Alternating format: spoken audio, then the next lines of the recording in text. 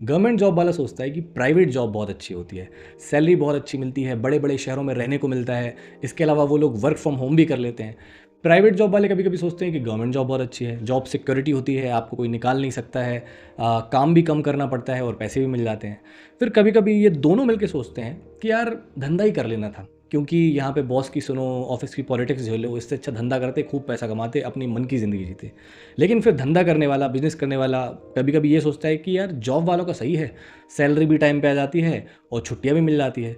यहाँ पे तो धंधे में पता नहीं पैसा कितना आएगा, कोई गारंटी नहीं है और छुट्टी का तो भूल ही जाओ, सातों दिन काम करना पड़ता है।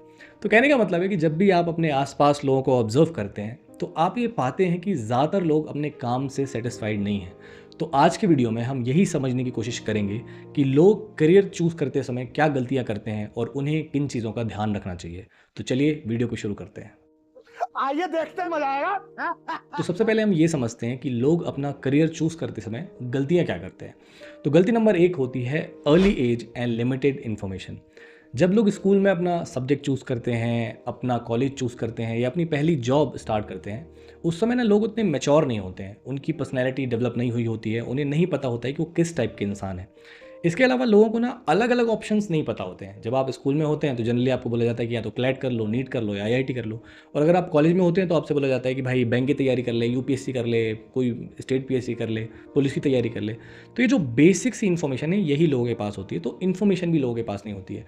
इसके अलावा कोई ऐसा बड़ा इंसान भी नहीं होता है जो उन्हें गाइड कर सके, उनकी चीज़ों को समझ सके, उनकी बातों को पहले दिल से सुने, उन्हें समझे और फिर उन्हें एक अच्छा सा करियर, एक अच्छा सा रास्ता दिखाए। और एक और चीज़ मैंने ऑब्जर्व की है कि जो लोग 25 साल से कम एज वाले होते हैं ना, उनमें इमोशंस थोड़े ज़्यादा होते हैं, ठीक है? वो जल्दी से किसी भी चीज़ को देख के ना एक्साइटेड हो जाते हैं। तो वो जब भी ऐसे इंसान को देखते हैं जो ऐसे चश्मा लगा के कार से उतर रहा है या प्लेन में उड़ रहा है, तो उनको लगता है यार यही ज़िंदगी है, यही जॉब है। वो रियल इन्फॉर्मेशन नहीं लेते हैं उस जॉब के बारे में कि वहाँ पे कैसे काम होता है, क्या करना होता है, क्या नहीं करना होता है। वो ये भी नहीं सोचते हैं कि मैं उस जॉब का एग्ज़ाम निकाल पाऊँगा कि नहीं, या मैं उसके लायक हूँ या नहीं। और वो ये भी नहीं सोचते हैं कि ये इंसान सच में ऐसी ज़िंदगी जीता है या फिर ये शो ऑफ कर रहा है, क्योंकि एक पार्ट कोई भी अच्छा दिखा सकता है। तो वो कोई भी रियल इन्फॉर्मेशन नहीं लेते हैं, बस एक्साइटेड होके, इमोशनल होके कोई भी करियर ऑप्शन चूज़ कर लेते हैं। फिर उन्हें बाद में पता चलता है कि उस चीज़ के लिए वो बने ही नहीं थे। गलती नंबर 2 है influence of parents and society. हमारे अंदर बचपन से ही ना कुछ ऑप्शंस, करियर ऑप्शंस डाल दिए जाते हैं कि भाई आपको ये करना है, ये चीज़ बहुत सही होती है, आपको यही बड़े होके बनना है, यही चीज़ें बड़े होके करनी है। और अगर आप वो ऑप्शंस फॉलो करते हो, उन एग्ज़ाम की प्रिपरेशन करते हो या वही काम करते हो, तो आपको पेरेंट्स भी बहुत सपोर्ट करते हैं, समाज में भी आपकी बहुत इज्जत होती है कि बहुत संस्कारी लड़का है, बहुत अच्छा काम कर रहा है, आपके ऊपर लाखों रुपए लुटा दिए जाते हैं। और अगर उसी की जगह आप कहोगे कि मुझे सिंगर बनना है, तो वो लोग आपके मुँह पे थूक देंगे, ठीक है? तो कहने का मतलब है कि बहुत सारे पेरेंट्स अपने बच्चों को कुछ नया करने का अलाउ ही नहीं करते हैं, इवन उन्हें नया सोचने ही नहीं देते हैं। गलती नंबर 3 है फॉलोइंग द सेफ पाथ। हम लोग के अंदर भी ना एक टेंडेंसी होती है कि हम ना खुद की रिस्पॉन्सिबिलिटी नहीं लेना चाहते।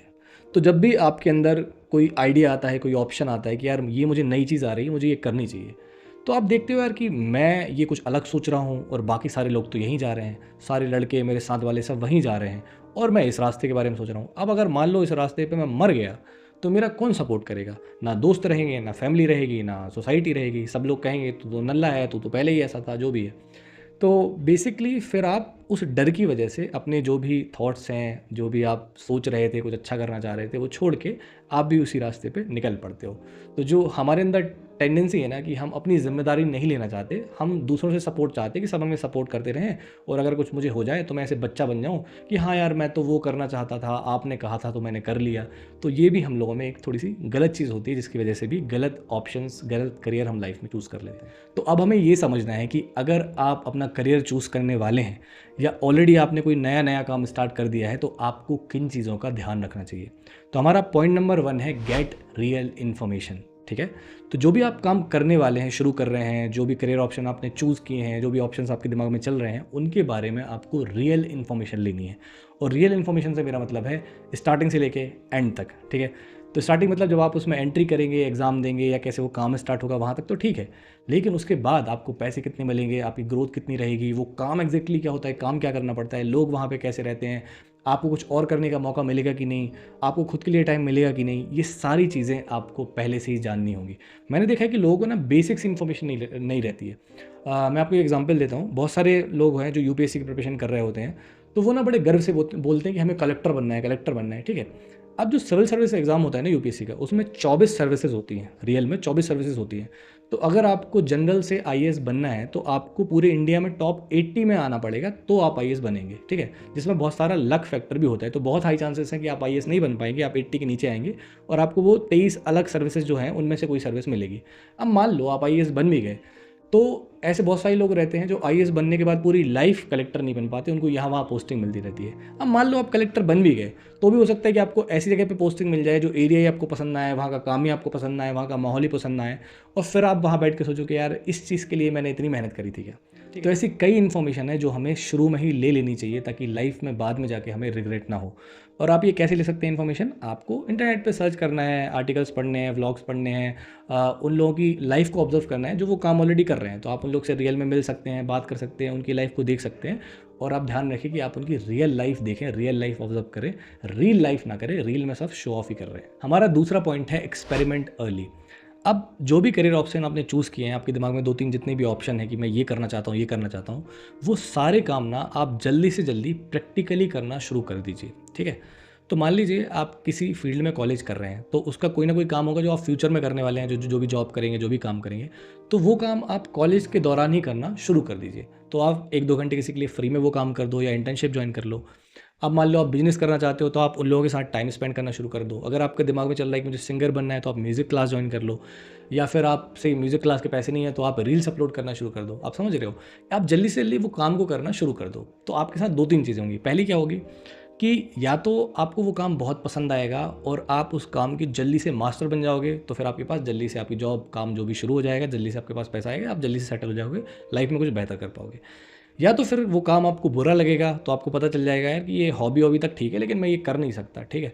तो वो हो जाएगा कि आप या तो वो काम छोड़ दोगे, या आपको वो बहुत अच्छा लगने लगेगा, या फिर आपको ये पता चल जाएगा कि आप उस काम को करने के लायक ही नहीं हो, ठीक है। तो हो सकता है आप बहुत ही गंदा गाना गाते हो, कोई सुनना नहीं चाहता, तो जब गंदे कमेंट आएंगे तो आपको समझ में जाएगा कि आप उस काम को करने के लायक नहीं हो। तो इनमें से कोई चीज़ होगी। अब ये सब तो होता रहेगा, लेकिन इससे भी इंपॉर्टेंट आपकी पर्सनैलिटी डेवलप हो जाएगी। जब आप इतनी सारी चीज़ें करोगे ना, तो आप अपने बारे में बहुत कुछ जानोगे, फिर आप अच्छे से डिसीजन ले पाओगे, आप समझ पाओगे जल्दी से जल्दी कि आपके लिए क्या सही है और आपके लिए क्या गलत है। हमारा पॉइंट नंबर 3 है एक्सेप्ट न्यू ओपिनियंस। अब जनरली क्या होता है कि लोग कोई काम शुरू कर देते हैं ना, तो वो उस काम को लेके बहुत इमोशनल हो जाते हैं। उसके खिलाफ कोई भी वर्ड, कोई भी नेगेटिव थॉट वो एक्सेप्ट नहीं करते हैं, कुछ भी नहीं सुनना चाहते। उन्हें लगता है कि मुझे सब पता है, ये काम सबसे महान है, मैं सबसे महान हूँ, मैं ये काम कर रहा हूँ, हम दोनों बहुत महान हैं। ठीक है, मैं आपको एक रियल लाइफ एग्जांपल देता हूँ। एक बंदा है जो मुंबई में एक्टर बनने का ट्राई कर रहा है बहुत दिनों से, ठीक है।